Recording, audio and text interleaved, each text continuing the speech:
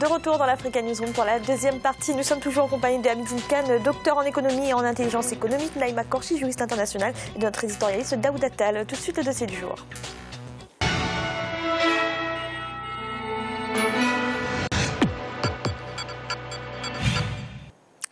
En juillet 2016, le Maroc a annoncé sa volonté de réintégrer l'Union africaine. Il avait quitté ce qui était alors l'Organisation de l'Unité africaine en 1984 pour protester à l'époque contre la décision de l'Organisation panafricaine d'accueillir en son sein la République arabe sahraoui démocratique.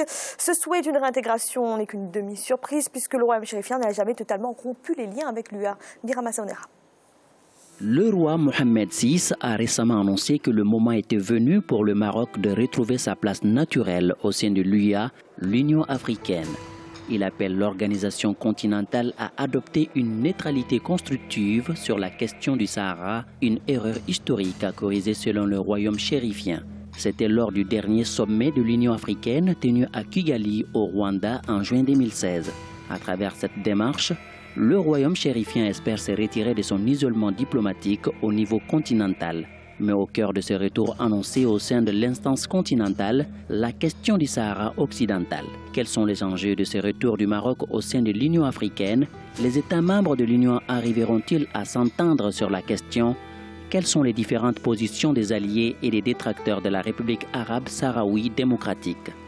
32 ans après avoir quitté l'Organisation de l'Unité africaine, le Maroc souhaite reprendre son siège. Le royaume chérifien a officiellement présenté sa demande de réintégration à l'Union africaine. Cette demande a été remise à Kigali, la capitale rwandaise, au président en exercice de l'Union africaine, le Tchadien Idriss Déby Itno, lors du 27e sommet de chefs d'État et de gouvernement de cette institution panafricaine. Le Maroc est un pays africain, membre fondateur, je dirais, de l'OIA. Le Maroc, pour des raisons qui lui sont propres, a quitté en son temps l'OIA. Ça fait 32 ans. Donc, le Maroc a le droit et le devoir de revenir dans la grande famille quand il veut. Comme il veut, personne n'a le droit de l'empêcher. Le Maroc avait quitté l'organisation panafricaine pour protester contre l'admission de la République arabe sahraoui démocratique au sein de l'UA. Aujourd'hui, le royaume chérifien occupe une place de choix dans le Maghreb et compte également jouer un rôle de leader sur le continent africain. Ainsi, sa réintégration au rang de l'Union africaine, selon les observateurs, pourrait opérer des changements majeurs sur le continent. Le Maghreb n'a plus de leader. Le Maroc est devenu le seul leader aujourd'hui visible au Maroc, compte tenu du fait que l'Algérie, ces derniers temps, gère les problèmes internes, se préoccupe beaucoup plus de ces problèmes internes pour surveiller l'éveil des islamistes. La Tunisie, c'est un autre problème. La Libye, c'est un autre problème. Et la Mauritanie, elle est partagée avec une faiblesse économique, mais également entre la question du terrorisme dans le Sahara. Le Maroc est le seul pôle aujourd'hui international qui attire l'Occident, mais en même temps l'Orient et la Russie. Donc finalement, le Maroc a intérêt à revenir dans le concert des nations et être un des wagons qui va traîner, un des trains qui va traîner les wagons africains au niveau de l'Afrique noire en général. L'enjeu principal de ces retours est essentiellement lié à la question du Sahara occidental, un territoire que se disputent le Maroc et le Front Polisario depuis plus de 40 ans. Ainsi, pour les analystes, le roi Mohamed VI souhaite toujours le règlement de ces problèmes en sa faveur. Le royaume veut désormais non seulement réintégrer l'Union africaine, mais il est plus que jamais en position de force pour imposer l'exclusion de la République arabe sahraoui démocratique de l'UA. Rabat n'a pas de leçon à recevoir par rapport au territoire sahraoui, surtout de ceux-là qui bafouent systématiquement les droits de l'homme. Quiconque souhaite surenchérir sur le Maroc n'a qu'à descendre à Tindouf et observer dans nombre de régions alentours les atteintes portées aux droits humains les plus élémentaires. Le Maroc entretient des rapports de coopération solides et réguliers avec de nombreux pays du continent. Un nombre important de pays sont déjà favorables à son retour au sein de l'organisation panafricaine. D'ailleurs, La démarche du roi marocain a été saluée et appréciée par plusieurs dirigeants africains. Je pense que c'est évident, la place du Maroc est dans l'Union africaine. Nous sommes très heureux du message de Sa Majesté, le roi Mohamed VI, d'avoir pris cette décision. Le Maroc entretient des relations spéciales avec la Côte d'Ivoire et nous sommes d'avis depuis des décennies que nous aurions dû être ensemble. Donc le fait que le roi Mohamed VI ait maintenant officialisé cette décision à son niveau pour le peuple marocain est une excellente chose pour l'Union africaine. Le gouvernement de la République de Zambie décide de retirer sa reconnaissance de la République arabe sahraoui et de rompre toute relation diplomatique avec cette entité. Le Maroc possède de nombreux atouts économiques, entre autres. Aujourd'hui, il est impliqué dans plusieurs projets économiques structurants du continent africain. Le Royaume participe aussi aux investissements majeurs dans de nombreux pays africains. De l'avis des observateurs, le Maroc peut faire profiter l'Union africaine de son expérience sur des questions importantes telles que la coopération sud-sud, le règlement des problèmes dans les domaines agricoles. À cela s'ajoutent les échanges financiers, mais surtout la sécurité. N'oubliez pas que le Maroc même devient un élément extrêmement important parce que le Maroc a modernisé son économie. Le Maroc est entre entre le Maghreb, l'Afrique noire, mais également l'Europe. Le Maroc est une grande destination, une destination principale aujourd'hui pour l'Europe avec des échanges. Alors elle veut voir un marché plus que l'autre. Le Maroc est à quelques distances près de ce qu'on a de la Turquie aujourd'hui en matière d'économie, en matière de croissance économique et du produit intérieur brut. Alors elle a une élite bien formée, elle a une économie diversifiée et elle a besoin des ressources naturelles, malheureusement, qui ne suffisent pas pour en faire une émergence. Et donc dans ce cas, elle ne peut venir que se réconcilier avec l'Afrique. Et là, aujourd'hui, de plus en plus, le roi du Maroc fait des visites dans ces États africains. Il multiplie les accords de coopération, les accords d'échange économique, les accords de renforcement des capacités. Et dans ce cas-là, le Maroc joue son devenir. Le retour du Maroc au sein de l'institution continentale sera examiné par la Commission de l'Union africaine lors du 28e sommet qui se tiendra à Addis Abeba en Éthiopie du 22 au 31 janvier 2017. En attendant que sa réintégration soit validée ou non par un vote au sein de la Commission de l'Union africaine, le Maroc continue de mener son offensive diplomatique à travers le continent africain. Naïma Korchi, quel est le principal enjeu de cette réintégration du Maroc au sein de l'Union africaine? C'est la question du Sahara occidental?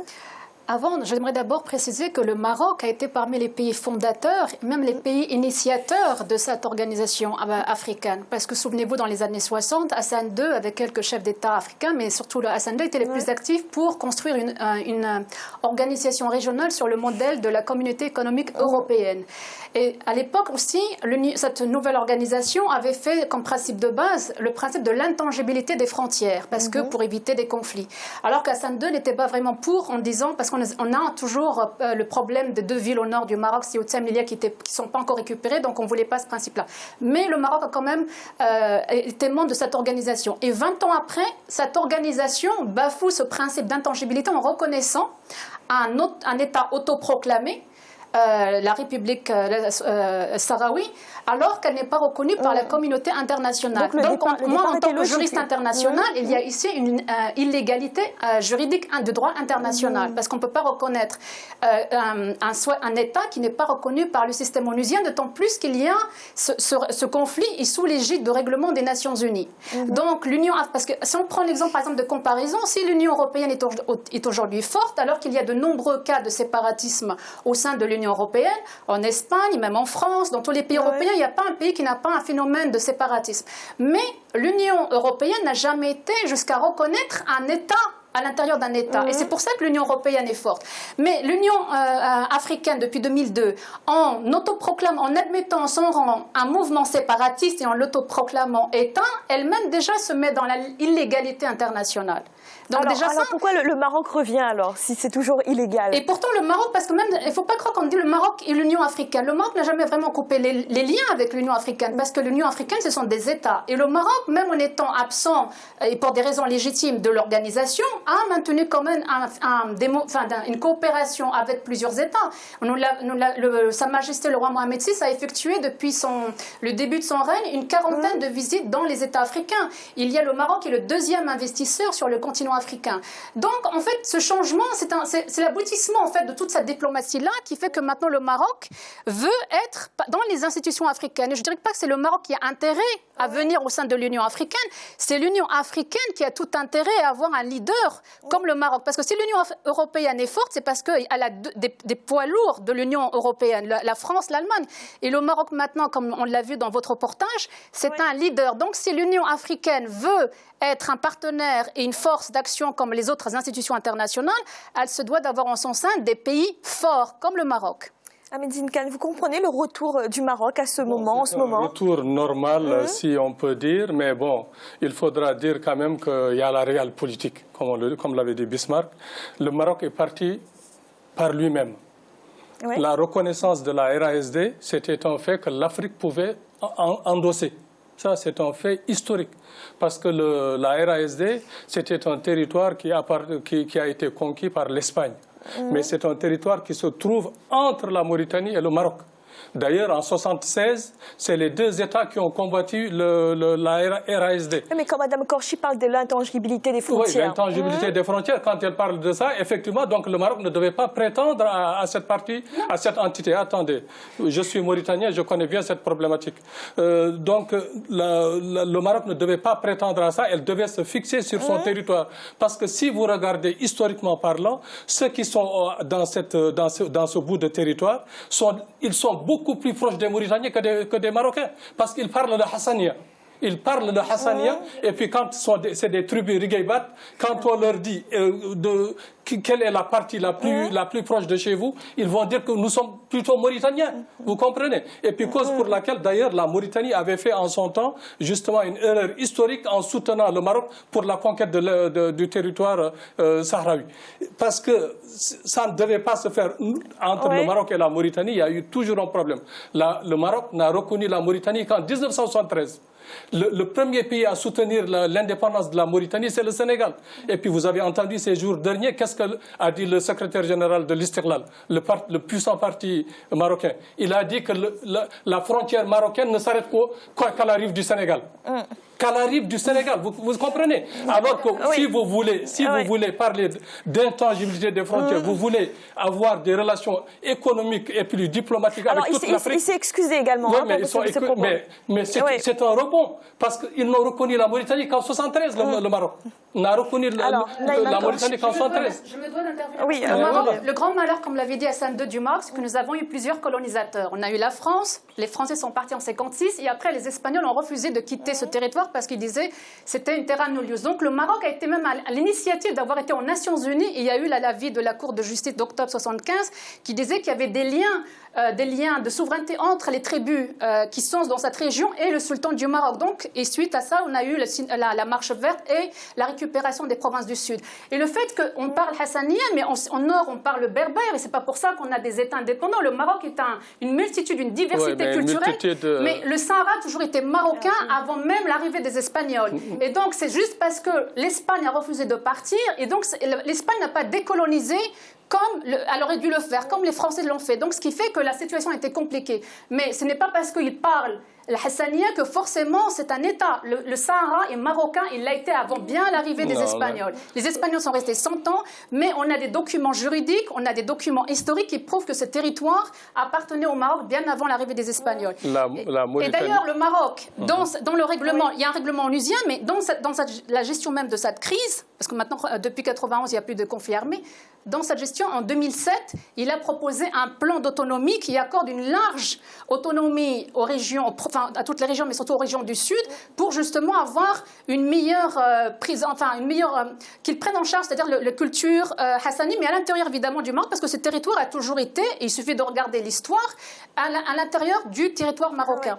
Ahmedine Khan, le Maroc va peut-être demander l'expulsion de la République sahraouie, de l'Union justement, africaine. ils sont revenus là-dessus. Ils ont dit qu'ils ne vont pas demander, parce que s'ils demandent, je crois qu'ils ne pourront pas intégrer le 27 janvier.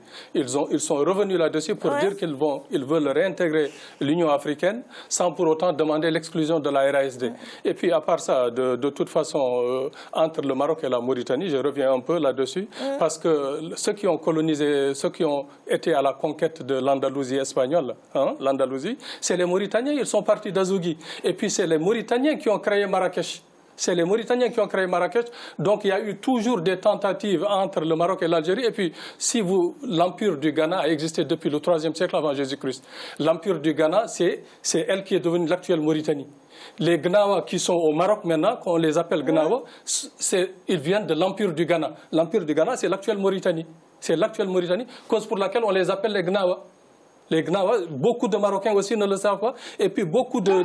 On le sait très bien. La racine africaine du Maroc, voilà, mais donc on en est ils fiers. viennent de la Mauritanie. Les Gnawa viennent de la Mauritanie, de l'empire du Ghana. Oui, le Maroc est africain. Il y a justement plusieurs, notamment les Gnawa, mais les racines africaines sont présentes et sont séculaires. Je crois que le débat est très passionné et donc en fait c'est la preuve que cette réintégration du Maroc au sein de l'Union africaine n'est pas encore véritablement jouée. Ou alors, je pense que ça va se faire, moi. Mais en même temps, la seule chose que je souhaite, je ne vais pas revenir sur ce qui a été dit, parce que c'est vrai que le Maroc revendique ce territoire.